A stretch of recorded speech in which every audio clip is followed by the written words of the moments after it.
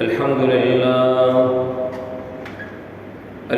لله نحمده ونستعينه ونستغفره ونعوذ بالله من شرور أنفسنا ومن سيئات أعمالنا من يهده الله فلا مضل له ومن يضلله فلا هادي له أشهد أن لا إله إلا الله وحده لا شريك له وأشهد أن سيدنا ونبينا ومولانا محمدا عبده ورسوله اللهم صل على محمد وعلى آل محمد كما صليت على إبراهيم وعلى آل إبراهيم إنك حميد مجيد أما بعد فيا عباد الله أوصيكم وإياي أولا بتقوى الله ويقول ربنا تبارك وتعالى في كلامه القديم أعوذ بالله من الشيطان الرجيم بسم الله الرحمن الرحيم ولن ترضى عنك اليهود ولا النصارى حتى تتبع ملتهم قل إن هدى الله هو الهدى ولئن اتبعت أهواءهم بعد الذي جاءك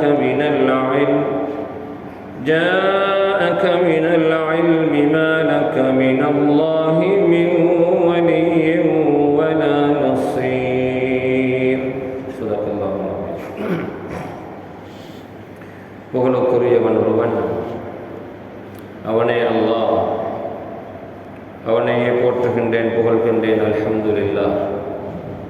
சத்திய தூதர், சன்மார்க்க போதகர், எமது உயிர்களுக்கு எல்லாம் உயிரான, எமது உயிர்களிலும் மேலான பெருமானார் முஹம்மது முஸ்தபா ரசூலுல்லாஹி ஸல்லல்லாஹு அலைஹி வஸல்லம் அன்னார் பேரிலும், அன்னாரின் உண்மையான வழிமுறைகளை அதன் உண்மையான வடிவில் எடுத்து நடக்கக்கூடிய முஸ்லிமான முஃமினான ஆண்கள் பெண்கள் அனைவர் பேரிலும் அல்லாஹுவின் ஸலாத்தும் சலாமும் என்றென்றும் உண்டாவதாக.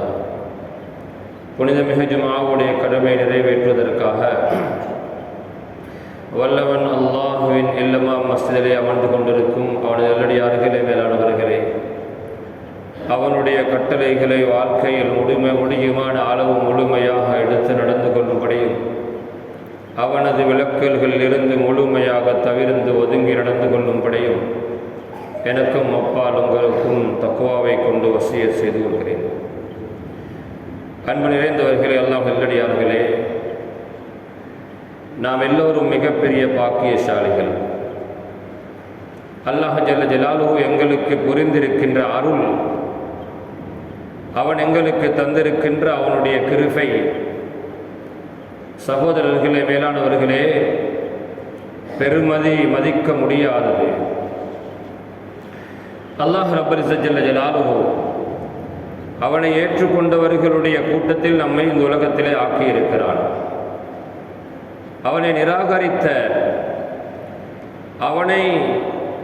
அவனுக்கு இணை வைக்கின்ற, அவனை அல்லாத வஸ்துக்களுக்கு சிரம் சாய்க்கின்ற, அடிபணிகின்றவர்களாக நம்மை இந்த உலகத்திலே ஆக்கி வைக்காமல் அவனுக்கு முழுமையாக வழிபட்டு அவனால் அனுப்பப்பட்ட மேலான அவனது தூதர் ஸல்லல்லாஹு அலைஹி வஸல்லம் அவர்களுடைய உன்னதமான வழிமுறைகளை பின்பற்றக்கூடியவர்களாக நம்மை இந்த உலகத்திலே ஆக்கி இருப்பது அல்லாஹ் செய்த மிகப்பெரிய அருளாகவும் கிருபையாகவும் இருந்து கொண்டிருக்கிறது. அல்லாஹ் ஜல்ல ஜலாலுஹு அல் குர்ஆனில் நபி அலைஹி ஸலாத்து வஸ்ஸலாம் அவர்களை பார்த்து சொல்கிறான், யமுன்னூன அலைக அன் அஸ்லமு. நபியே நாயகமே ஸல்லல்லாஹு அலைஹி வஸல்லம், இந்த இஸ்லாத்தை ஏற்றுக்கொண்டவர்கள் நினைக்கிறார்கள் உங்களுக்கு அவர்கள் உதவி செய்ததாக, உங்களுக்கு அவர்கள் உபகாரம் செய்ததாக நினைத்து கொண்டிருக்கிறார்கள்.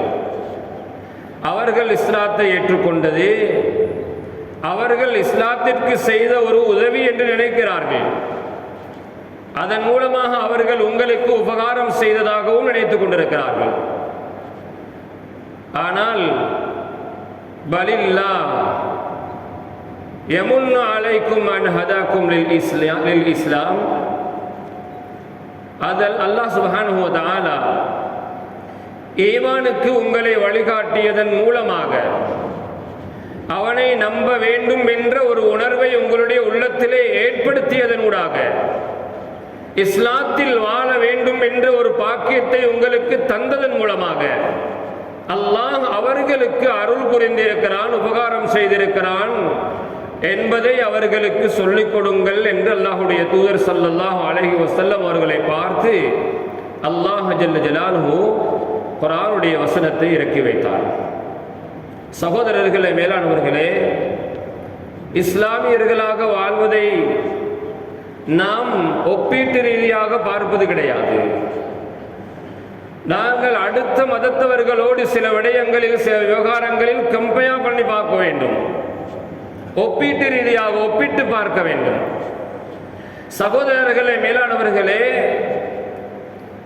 எல்லோராலும் பேசப்படுகின்ற ஒரு விடயம், நம்மில் யாராவது ஒருவர் மரணித்தால் மரணித்தவருக்காக அவருடைய அந்த உடலை அடக்கம் செய்வதற்காக பெருமளவில் செலவு செய்யப்படுவது கிடையாது. 24 மணித்தியாலத்திற்குள் அல்ல, எவ்வளவு சீக்கிரமாக அந்த ஜனாசாவை அடக்கம் செய்ய முடியுமோ அவ்வளவு சீக்கிரமாக அந்த ஜனாசாவை அடக்கம் செய்ய வேண்டும் என்பதுதான் இஸ்லாத்தினுடைய கோட்பாடு. சகோதரர்களே, மேலானவர்களே, ஆனால் மாற்று மதத்தவர்களுடைய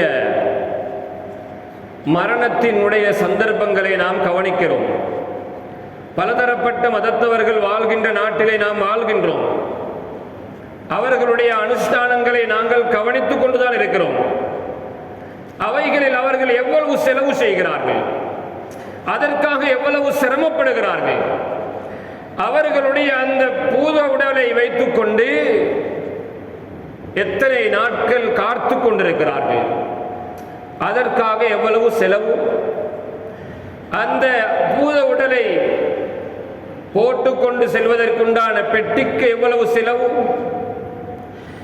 அந்த பூத உடலை அணிவிப்பதற்குண்டான அந்த சூட்டுக்கு எவ்வளவு செலவு. சகோதரர்களே, மேலானவர்களே, ஒப்பீட்டு ரீதியாக பார்க்கும் பொழுது அல்லாஹ் ஜல்ல ஜலாலுஹு ஒரு முஸ்லிமுடைய உடலை தான் கண்ணியப்படுத்தியிருக்கிறான். முஸ்லிம் அல்லாதவருடைய உடலுக்கு மதிப்பு கிடையாது. உயிருடன் இருக்கும் பொழுதோ, உயிர் பிரிந்ததற்கு பிறகோ, உயிருடன் இருக்கும் பொழுதும் ஒரு முஸ்லிமுக்கு மதிப்பு இருக்கிறது, உயிர் பிரிந்ததற்கு பிறகும் ஒரு முஸ்லிமுடைய உடலுக்கு மதிப்பு இருக்கிறது.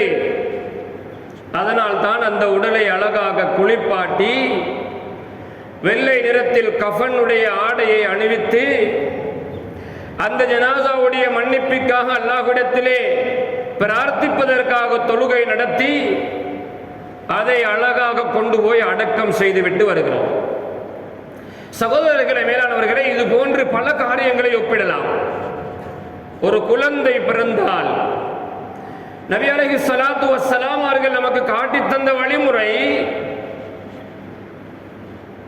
அந்த வழிமுறையை விட சிறந்த ஒரு வழிமுறை இருக்கிறது என்று பின்பற்றினால் அல்லாஹ் என்னையும் உங்களையும் மன்னிக்க வேண்டும். என்னையும் உங்களையும் போன்ற தோல்வி அடைந்தவர்கள் உலகத்தில் யாரும் கிடையாது.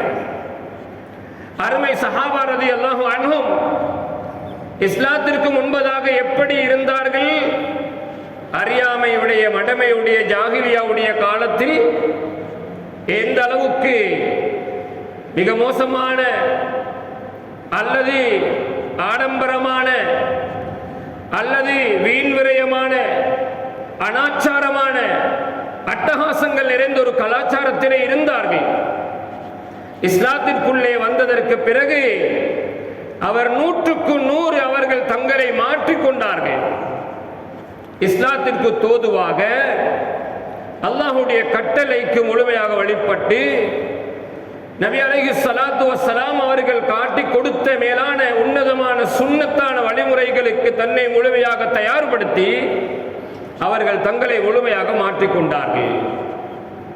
குழந்தை பிறந்தால் 7 நாள் ஆனவுடன் அந்த குழந்தையுடைய தலையினுடைய மயிரை அதாவது சிரைத்து அந்த குழந்தைக்கு ஒரு அழகான பெயரை வைத்து, அந்த குழந்தை ஆண் குழந்தையாக இருந்தால் 2 ஆடுகளை அறுத்து, பெண் குழந்தையாக இருந்தால் ஒரு ஆட்டை அறுத்து அகீகா கொடுத்து அந்த குழந்தைக்குண்டான சுருக்கமான அழகான மிக முன்மாதிரியான ஒரு வழிமுறையை காட்டி தந்தார்கள்.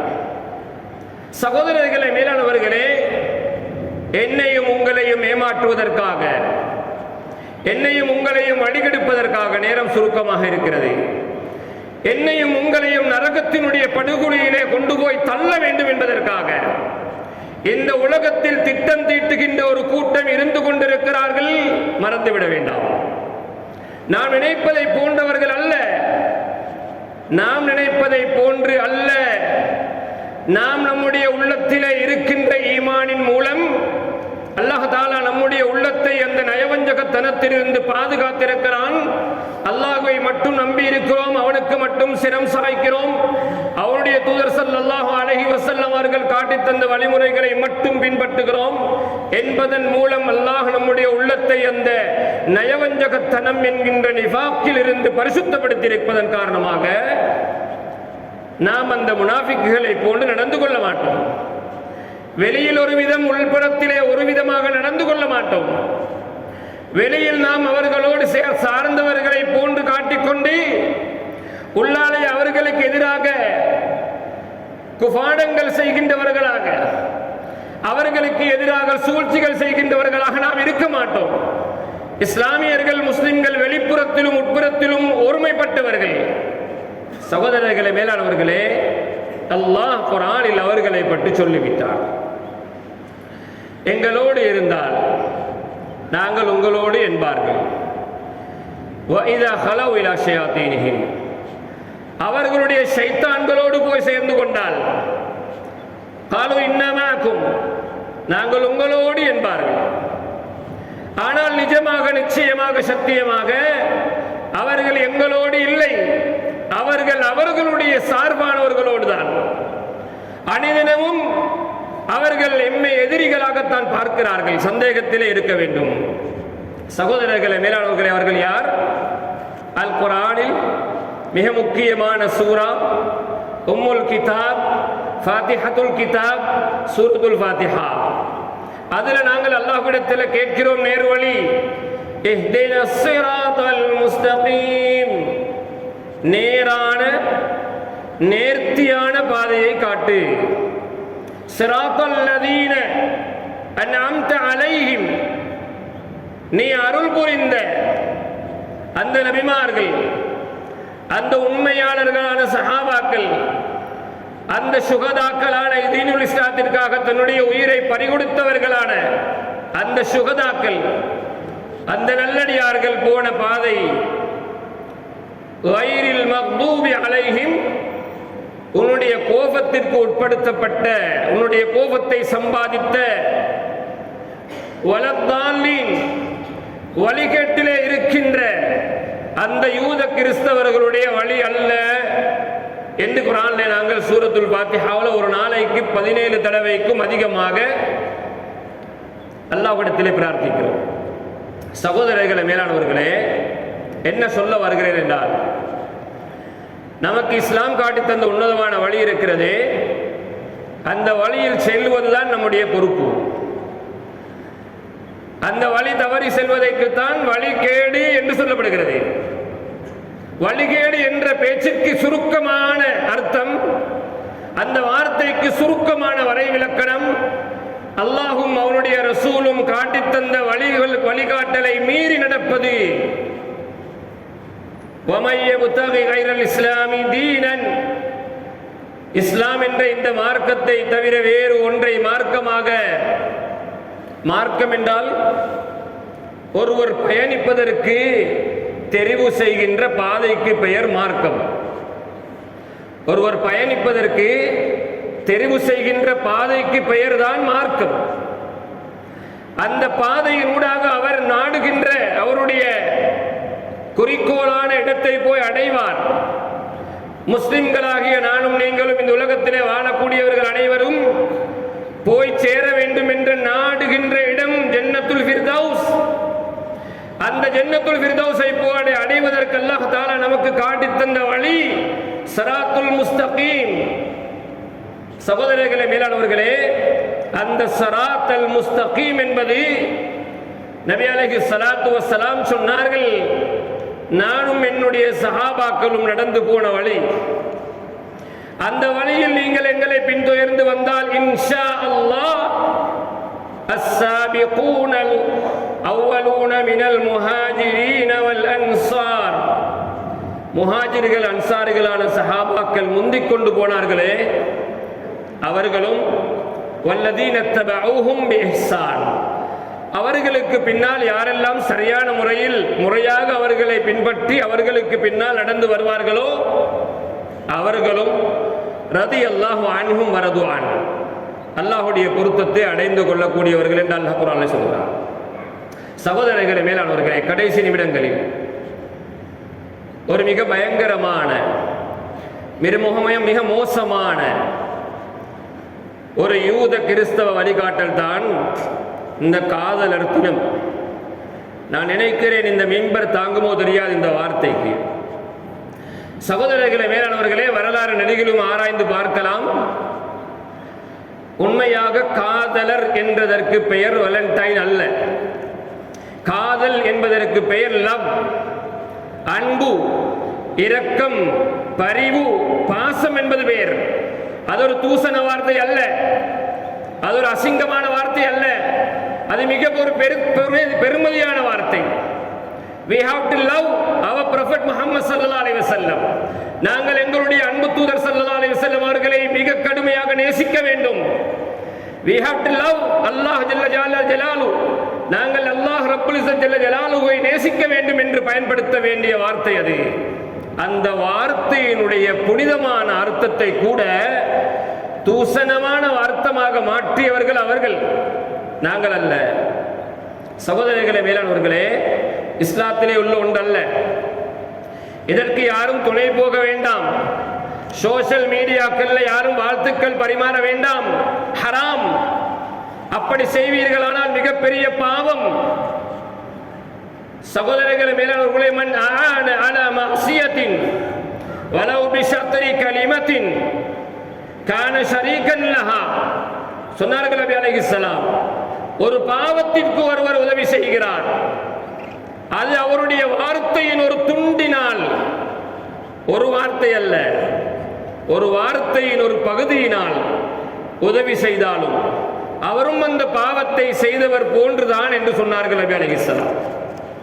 சகோதரர்களே, உலகத்திலே இருக்கின்றவர்கள் இந்த பாவத்தை செய்கிறார்கள்.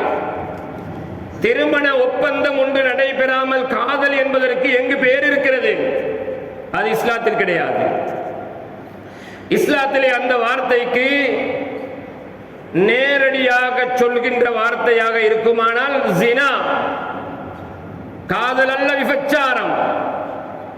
சகோதரர், இது கடுமையாக இருக்கலாம். இந்த வார்த்தை மனதிலே பதிய வைத்துக் கொள்ளுங்கள். பெற்றோர்கள், பொறுப்புதாரிகள் பிள்ளைகளுடைய விஷயத்தில் கண்காணிப்பாக இருப்பது, பராமுகமாக இருக்கக்கூடாது. இப்படி ஒரு வளமை இஸ்லாத்திலே கிடையாது. இப்படி ஒரு வழிமுறை சமூகத்திலே பரவி வருகிறது. அது மிகப்பெரிய பயங்கரமான தீராத நோய், உயிர்கொல்லி நோய் என்று கூட சொல்லலாம். சகோதரர்களே, மேலானவர்களே, ஏன் உயிர்கொல்லி நோய் என்று சொல்லப்படலாம்? உயிரை கொள்கிறார்கள், அன்றாடம் பதிவு செய்யப்படுகிறதா இல்லையா? ஒவ்வொரு கொலை அல்ல பல கொலைகள் இந்த நாட்டில் நாம் இன்று ஊடகங்களிலே பார்க்கிறோமா இல்லையா? அது எந்த மதத்தை சார்ந்தவர்களாக இருந்தாலும் உயிர் தான், மனிதன் மனிதன் தான். சகோதரர்களே, கொலை நடைபெறுகின்றது. ஒன்று, அது மிக முக்கியமான ஒரு தலைப்பின் கீழ் தான் அந்த கொலை நடைபெறுகிறது. அது காதல் என்ற தலைப்பின் கீழ். அப்படி என்றால் இந்த வார்த்தை ஒரு நல்ல வார்த்தையாக இருக்க முடியாது அல்லவா? சகோதரர்களே, மேலானவர்களே, எனவே வேலண்டைன் என்பது அதற்கான ஒரு வரலாறு இருக்கிறது.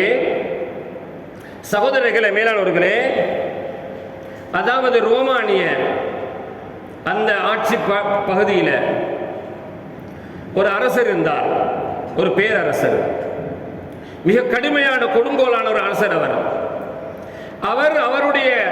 அவர் அரசாங்கத்தினுடைய பேரரசர், ஜனாதிபதி. எனவே ராணுவ வீரர்களுக்கு திருமணம் முடிப்பதை தடை செய்தார். ராணுவ வீரர்கள் திருமணம் முடிப்பது தடை என்று ஒரு தடை விதித்தார், தடை உத்தரவு கொடுத்தார். எனவே அக்காலத்திலே வாழ்ந்த கிறிஸ்தவ மத துறவி ஒருவர், நாங்கள் ஃபாதர் என்று சொல்வோம், அந்த துறவியுடைய பெயர் தான் வேலண்டைன். அந்த துறவி இந்த அரசனுடைய செயலை எதிர்த்தார், கடுமையாக எதிர்த்தார். இப்படி யாரையும் திருமணம் முடிப்பதிலிருந்து தடை செய்ய முடியாது என்று எதிர்த்தார். ஆனால் கிறிஸ்தவ மதத்தினுடைய அடிப்படையில் கிறிஸ்தவ மத துறவிகளும் திருமணம் முடிப்பது தடை. சகோதரர்களே, மேலானவர்களே, அதே நேரம் எப்படி இருக்கும் பொழுது இவர் ரகசியமாக படை வீரர்களுக்கு, ராணுவ வீரர்களுக்கு திருமணம் செய்து வைத்தார். இப்படி இருக்கும் பொழுது ஒரு திருமண பேச்சுவார்த்தையின் போது அவரிடத்திலே வந்த ஒருவருடைய தரகராக இவர் நிற்கும் பொழுது, திருமணம் செய்து வைக்க இருக்கும் பொழுது அவரிடத்திலே வந்த ஒரு ராணுவ வீரருடைய மகளின் மீது இவருக்கு காதல் ஏற்பட்டது. இவர் திருமணம் முடித்துக் கொள்வதற்காக தயாரான பொழுது இந்த செய்தி வெளியே வந்தது. இதற்கு எதிராக அரசர் ஒரு எதிர்ப்பு கோஷத்தை எழுப்பினார். சகோதரர்களே, இந்த சம்பவத்தில் இருந்துதான், நீளமான சம்பவம், நேரம் சுருக்கமாக இருக்கிறது, அந்த பெயரை வைத்து தான் ஒரு மோசமான ஒரு சம்பவத்தில் இருந்து ஆரம்பித்த பெயர் தான் இந்த வேலண்டைன்.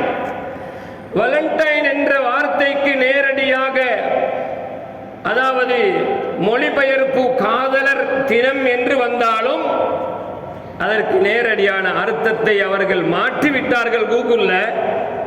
ஆனால் சகோதரர்களே, மேலானவர்களே, காதலர் என்பதற்கு அர்த்தம் அல்லது. ஆகவே சகோதரர்களே, மேலானவர்களே, நாம் திருமணத்திற்கு பிறகு இருக்க வேண்டிய காதலை திருமணத்திற்கு பிறகு அதை பயன்படுத்தி சீரழித்து விட்டார்கள் நம்முடைய சமூகம். திருமணத்திற்கு பிறகு தாயோடு இருக்கின்ற அன்பை அந்த காதலின் மூலம் துறந்து விடுகிறார்கள். உற்ற நண்பர்களோடு இருக்கின்ற அன்பை இழந்து விடுகிறார்கள். உற்ற சகோதரர்களோடு இருக்க வேண்டிய அன்பை, காதலை இழந்து விடுகிறார்கள் இந்த காதலின் ஊடாக. சகோதரர்களை, மேலானவர்களே, அதனால இந்த நோய் பரவலாக இருக்கிறது. இந்த நோய் பரவுவதிலிருந்து தவிர்ப்பதற்குண்டான வழி என்ன? சகோதரர்களை, மேலானவர்களே, நம்முடைய பிள்ளைகளை மிக கவனமாக, மிக ஜாக்கிரதையாக கண்காணிப்போடு இந்த நோய் பற்றி விடாமல், தொற்று விடாமல் அவர்களை பாதுகாத்துக் கொண்டு அவர்களுக்கு ஒரு புனிதமான ஒரு வழிமுறை இஸ்லாம் காட்டி தந்திருக்கிறது. ஹித்பத்துன் நிக்காஹ், நிக்காஹ் பேச்சுவார்த்தை நடத்தி அழகான முறையில் ஒரு திருமணத்தை பேசி, அவர்கள் கண்மூக்கு இல்லாதது என்பார்களே, காதல் கண்மூக்கு இல்லாதது. அவர்கள் போற போக்கில் யாரையும் தெரிவு செய்வார்கள். ஆனால் இஸ்லாம் ஒரு மணமகன், ஒரு ஆணுக்கு பெண் தேடுகின்ற, ஒரு பெண்ணுக்கு மணமகனை, ஒரு துணையை தேடுகின்ற முறையை கூட அழகாக காட்டி தந்திருக்கிறது. அவரவருக்கு பொருத்தமான துணையை அல்லாஹ் தஆலா படைத்து வைத்திருக்கிறான். இவர்கள் இதனுடைய தெளிவு இல்லாமல் போய் சிக்கல்களிலே மாட்டிக் கொள்கிறார்கள். எனவே சகோதரர்களே, மேலானவர்களே, இது ஒரு சொல்ல போனால் ஒரு ஃபன்னாக மாறிச்சு. அதனால இதனுடைய விபரீதமாக சமூகத்தில் உம்மா வாப்பா இல்லாத பிள்ளைகள் அதிகரிக்கிறார்கள். தாய் தந்தை இல்லாத பிள்ளைகள் அதிகரிக்கிறார்கள். இருக்கிறார்கள் தாய் தந்தைமார், ஆனால் அந்த பிள்ளைக்கு கிடையாது தாயும் தந்தையும். சகோதரர்களே, வாழ வேண்டிய காலத்தில் வாழாமல் அவர்கள் வாழ்வதற்கு முன்பதாக வாழ தயாராகி இந்த அசிங்கத்திலே போய் மாட்டிக்கொண்டு அதற்கு பிறகு அதனூடாக திருமணத்தில் நுழைந்தாலும் அவர்களுடைய திருமணம் அது டிவோர்ஸ்ல, தலாக்கில் போய் முடிகிறது, விவாகரத்திலே போய் முடிகிறது. காலி கோர்ட்டில் போய் நின்று பாருங்க, ஒரு நாளைக்கு 50 கேஸ் 60 கேஸ் வருகிறது. சகோதரர்களே, பெரியவர்களே, அதனால் என்ன விளைவு? பிள்ளைக்கு ஒன்றோ தாய் இல்லை அல்லது தந்தை இல்லை. அந்த பிள்ளை பெண் பிள்ளையாக இருந்தால் அந்த பிள்ளையுடைய திருமணத்தை செய்து வைப்பதற்கு வழி இல்லை. ஒரு அசிங்கமான சமூகம் உருவாகமா இல்லையா? மேற்கத்திய நாடுகளில் பிள்ளைக்கு தந்தை இல்லை, வாப்பா யார் என்று தெரியாது. அசிங்கமான ஒரு வாழ்க்கை உலகத்தில், ஜாகிலியா காலத்தோட மோசமான வாழ்க்கை. அப்படி ஒரு சமூகம் நம்முடைய சமூகத்திலே உருவாகிறது என்றால் இந்த காதல் தான் அதற்கு வழிவகுக்கிறது. எனவே அல்லாஹ் சுப்ஹானஹு வ தஆலா இந்த பெரும் பாவத்திலிருந்து நம்மை மன்னிப்பானாக, நம்மை பாதுகாப்பானாக.